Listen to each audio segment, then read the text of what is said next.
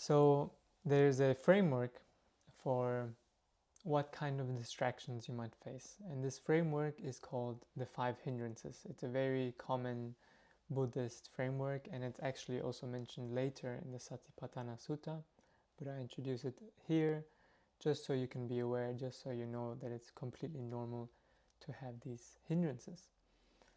And they are, the less you meditate, the stronger these hindrances are, the less you are used to going into this way of relating. And also, the more stress you have in your life, the more difficulty these hindrances tend to grow and increase. And as you create more calm, more peace, more mindfulness, these hindrances start to shrink and become smaller and smaller and more subtle. There's something about these hindrances which is also this snowball effect. So these hindrances usually start small and subtle, and then they snowball into something big until everything is tainted, is covered by this perspective that this hindrance is presenting. And often these hindrances come together, often arising together, multiple at a time. So the Buddha talked a lot about these five hindrances, and that we are really trying to calm these formations of these hindrances in order to go deeper in our practice, in order to start seeing more clearly, because these hindrances are also something that obscures our vision. They are like colored goggles that we wear, that we see the world and our practice and ourselves through. So what are these hindrances, these five hindrances? There's the hindrance of liking or desire. So it can be desire of sensual desire, so desire to have some kind of pleasant sound or sight or smell or sensation, or desire of how the reality should be, what you would like, very convincing stories, and usually there's also a lot of maybe planning or imagining or fantasizing, which is coming. Maybe it's more image based, like you're seeing things, maybe more talking to yourself in your head. Maybe it's more like a feeling, dreamy feelings. And there's a tension in it. So usually it's a kind of pleasant sensation, but there's this tension. There's this sometimes stronger, oh, I want this. Sometimes more subtle, oh, this would be so nice. And there's this grasping in the mind, this craving.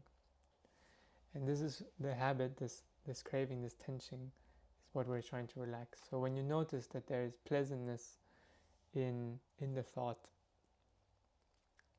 notice any tensing to try and hold it in the mind and see if you can relax this.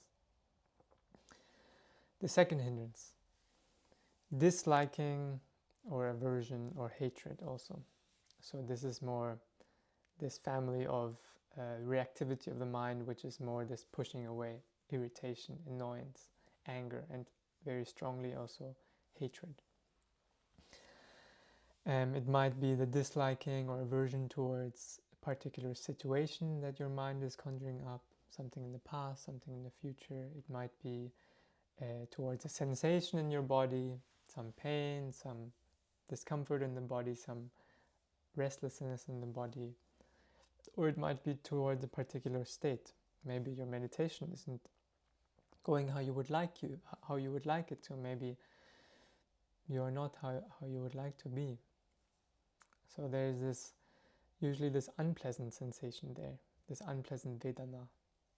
And the tension in the form of craving of non-existence, a craving towards that not being there, a preference for non-existence of that particular thing. Or you are very distracted and you're annoyed that you are distracted.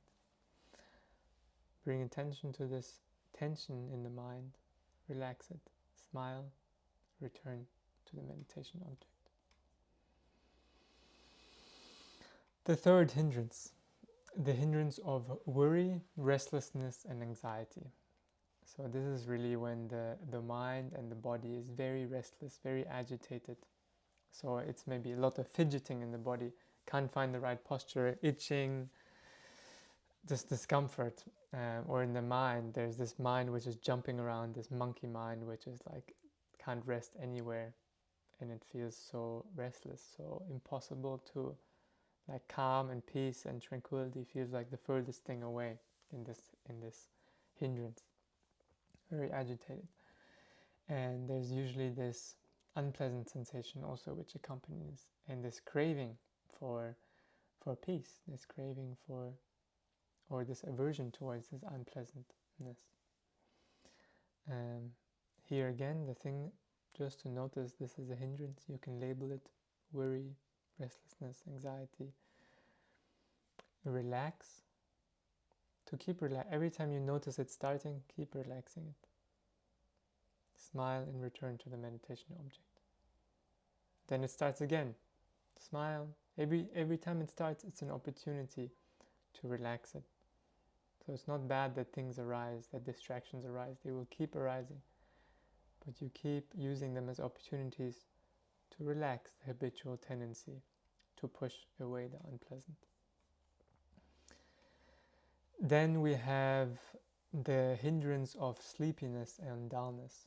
So this is a tricky one because it's when we are sleepy, things become very slow, and often there can be a sense of dull pleasure associated with it.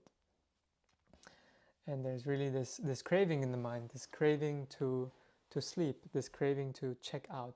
And it feels very difficult to try and be aware because there's this desire of the mind to check out of experience, to be in ignorance, to not look so closely, to not see clearly. So it feels like the opposite of clarity in the mind. There's maybe fogginess, heaviness in the body. There's a sinking feeling. There's a craving for this pleasure of sleep. There's aversion towards trying to stay upright, and often this struggling, fighting part. Lack of clarity in observation, and there's a desire to not exist, a desire to go into your cave. Here we need to see very clearly this sleepiness. So you can see the sensations, you can see the thoughts, you can see the tension in the form of clinging or craving or aversion. Relaxing this tendency. Open, clear mind. This will be bring you much greater peace than following that desire of the sleepiness, of checking out. The last hindrance, this is a very tricky hindrance because it really can ground our practice. It can really stop our practice from moving forwards. It is the hindrance of doubt. So, of course, some level of skeptical, of critical thinking is very good, is very useful, is very good for engaging with the practice, for understanding the technique, the idea behind it. But when does it become too much? So sometimes when we're sitting, we cannot stop thinking about, am I doing it right? Is this the right way? Am I doing the right technique? Or is this technique right for me? Is it right? Can I do it? Is it suited for me? Or doubt about the teacher, doubt about me. Is this guy really knows what he's doing? This doubt. Excessive thinking, excessive analyzing, usually also this restlessness, this slight aversion in it, slightly unpleasant. Can be also the sense of trying to be perfect and doubting yourself that you are not doing it correctly. So this is just another hindrance. This is just another manifestation of tension in the mind. During your practice time, notice it, recognize it, release it, label it, doubt. Come back to the body, mind, relax any remaining tension, smile, and return. You have committed to this practice for these 7 weeks, for these 2 hours per day. Afterwards, you are free to do whatever you wish, to evaluate it, to see whether it works. But in order to give the technique a fair trial, you need to commit to it for some time, for some weeks, to go deeper. Otherwise, we just stay at the surface and it becomes an intellectual game. So these are the 5 hindrances. Be careful when these start to creep in subtle ways and become bigger and snowball and take over your experience. Sometimes it feels like you're just purely in the hindrance for the whole session. But every time you can a little bit relax it, this is a positive moment. This is an opportunity. These hindrances are habits, tendencies of the mind, which are not only present in meditation, but also outside of meditation, in your life. If you're facing them in meditation, probably they're also present in the rest of the things you care about, the things you value in your life. They create very convincing stories, they are very sticky, and they start to grow. So try to notice them earlier, try to keep releasing them, and they will decrease in size and in strength. Good luck with the practice this week.